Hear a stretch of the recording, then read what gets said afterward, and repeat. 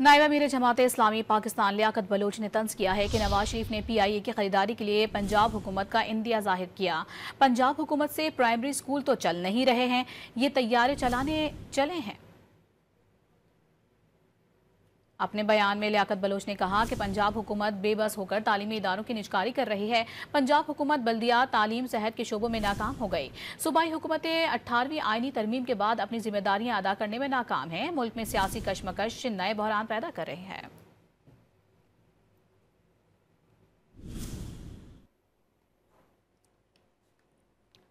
नायब अमीर जमात इस्लामी पाकिस्तान लियाकत बलोच ने तंज किया है कि नवाज शरीफ ने PIA की खरीदारी के लिए पंजाब हुकूमत का इंदिया जाहिर किया।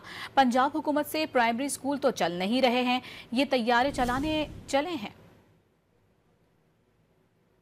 अपने बयान में लियाकत बलोच ने कहा कि पंजाब हुकूमत बेबस होकर तालीमी इदारों की निजकारी कर रही है। पंजाब हुकूमत बल्दियात, तालीम, सेहत के शोबों में नाकाम हो गई। सूबाई हुकूमतें 18वीं आईनी तरमीम के बाद अपनी जिम्मेदारियां अदा करने में नाकाम हैं। मुल्क में सियासी कशमकश नए बहरान पैदा कर रहे हैं।